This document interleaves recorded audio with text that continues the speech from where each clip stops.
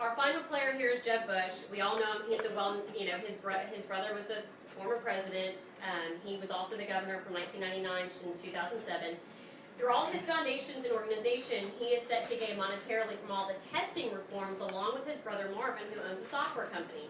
He's also accepted money from the Bill and Melinda Gates Foundation to endorse these standards as well.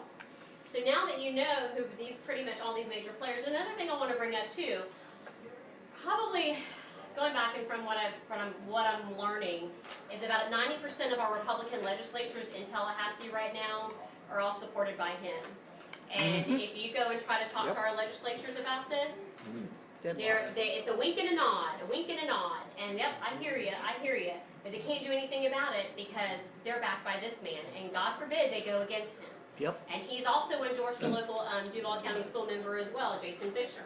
So, his money spans a lot with that. So, here we go. Buys everything. There are two consortia that were formed when the Race to the Top agreement happened. And that's how we're going to get how Florida came into this. I'm going to kind of keep summarizing this up because I know everyone's got places to be and I've got kids to get home to. In 2009, the big push for the Race to the Top was happening. And that is when Obama put out all that stimulus money and said, if you sign on to this, you'll get money. And it was in a couple of rounds, and however many points that state approved, then that's how much money you got. Now, being that it was a state-led initiative, it was not. David Coleman, president of the College Board, here we go, he is on record saying, how was I going to convince Republican governors to sign on to this? That right there tells you this was not state-led. States were all, back in 2008 and 2009, states were strapped for money. Florida was too. It was the thing we were all trying to come out of. We lost a business because of it. So here was the enticement to get $700 million, and Florida did it. The Race to the Top agreement, each county had to sign on to it. 65 out of the 67 counties signed on to it in 2009. It's dated December 9th, 2009. The standards were not released until July of 2010. Florida turned in its application in June of 2010. So we signed up for something that we had no access to standards to. So we had no idea whether Florida standards were going to be better or below or right there with the Common Core state standard. And it says in here, and I will read it to you because I have it. It says, the other direction takes us down a path where innovation and progress are left to the wayside place of comfort and familiarity.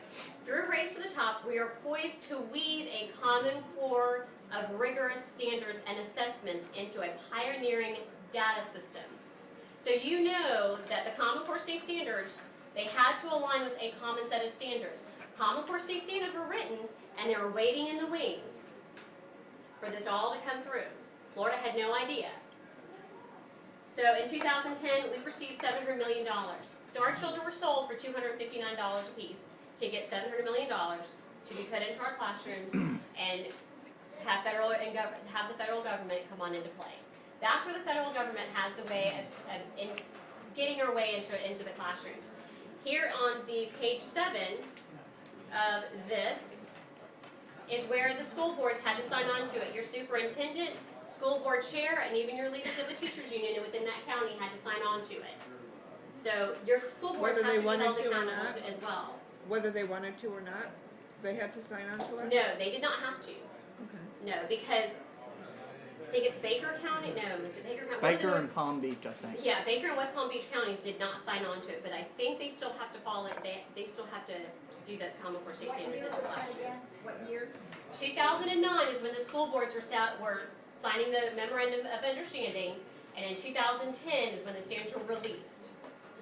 So, now with that, with the Race to the Top agreement, the states had to sign on to a consortia, a testing consortia. There were two consortias, the SBAC and the PARC. Florida is the lead state for PARC. Now that we're backed out of that, don't believe that PARC's pulled aside yet. The purpose of, let me go back here. The two consortia are also funded by the Department of Education through the Race to the Top grant from 2010 to form the assessments. the interesting thing, and I told you, remember Pearson, the education curriculum company, they are in cahoots. Pearson is signed on with Park to write the test questions for the Common Core state standards. So how is that going to give each school board access, or I say access, but the freedom to choose what they want when they want their children to do well in the test, am I right?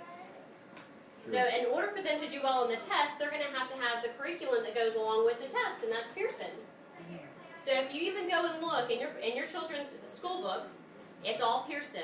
Even within the Catholic high schools, the Catholic schools, it's all Pearson. So Pearson is a major player in this, and they've got some big money to hold on in this. I wanted to add that Pearson is actually, I don't know, I guess you'd say partially owned or major financial stock by Saudi kings.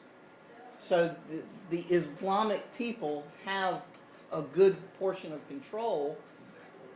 They're writing our textbooks, and that's the problem. So I didn't know you might can expound on that, but that's just probably wanted another to- conversation for another Yeah, day. it's a whole but there are a lot of discrepancies in the textbooks that are going around the state of Florida. Down in one of the southern counties, the world history book has been taken out of the classroom because it had a lot of Muslim biased information in there, and not a lot about Christianity and Judaism at all.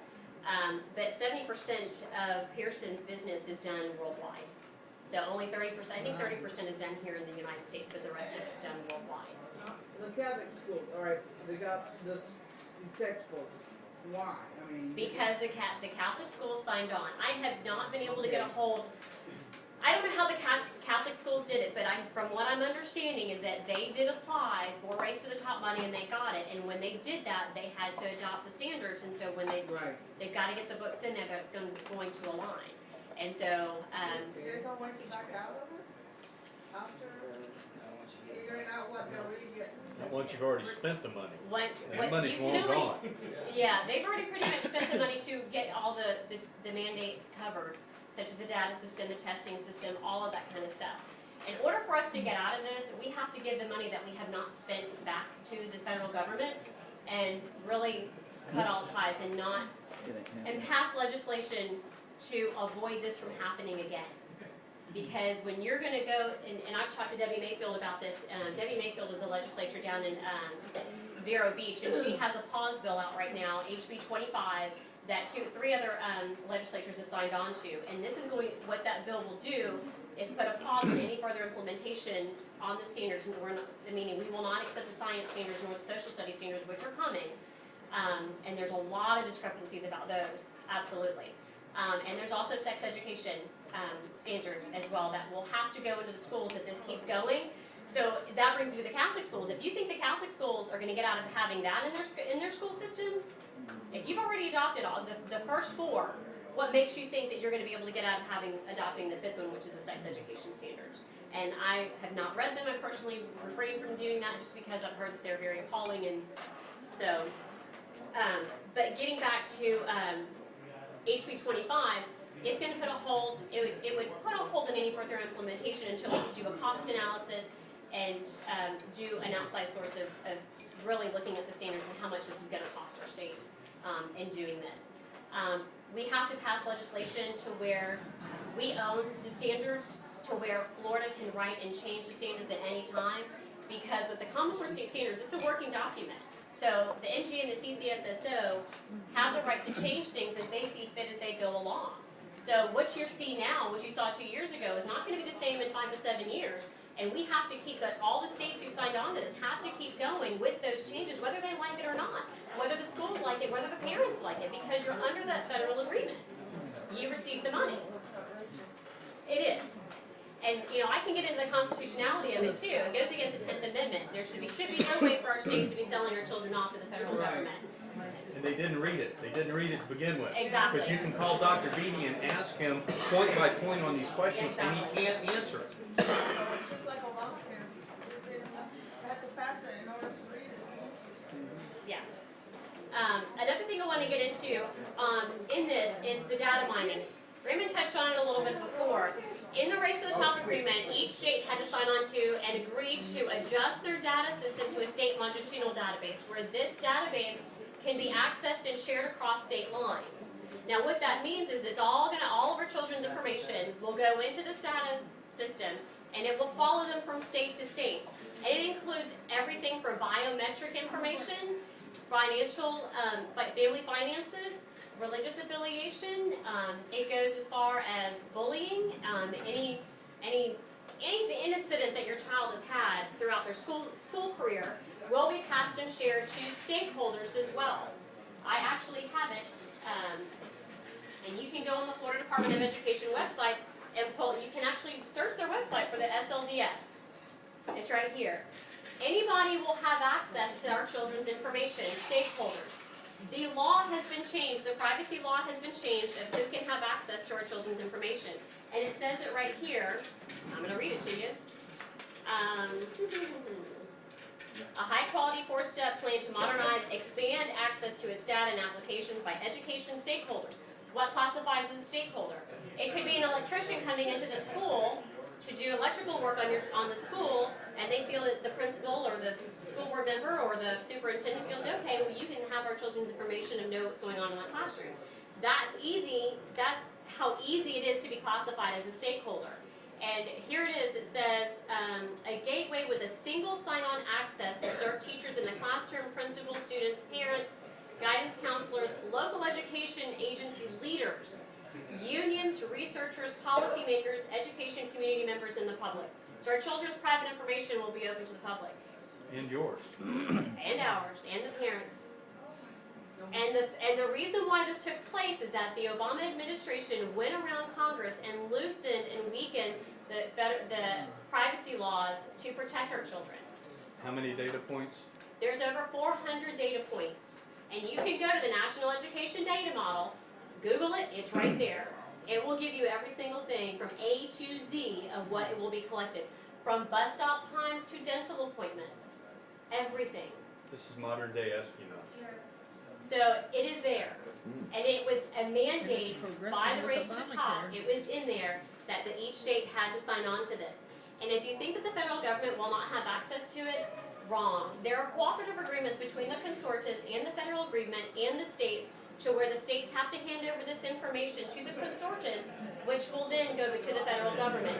The SBAC consortia, it's actually on page 10 of their cooperative agreement with the state of Washington. It's there.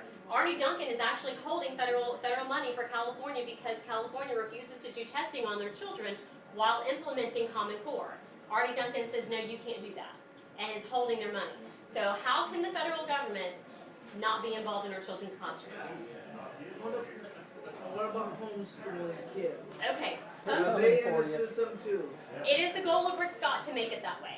Yes, there has been. I have seen documentation where he has quoted that is the ultimate goal. And in some states, I think Utah and one other one, they are trying to get homeschoolers into this database as well. I know personally when I submitted my letter of intent telling the school board that I was homeschooling, I said, please remove at my parental request to remove all my children's information from the state longitudinal database. You probably thought I was joking, but I even put the contact information for the longitudinal database on there. So what good it did, I don't know. But what parents have to be doing is they have to be informed about what is going on. There is an opt-out form legally that they can sign and turn into the county and say, I do not want my children's information shared with anyone. But parents don't know that they can do that. They frankly don't know that it's going on. Yeah, right. That's the problem. And where this information is going to.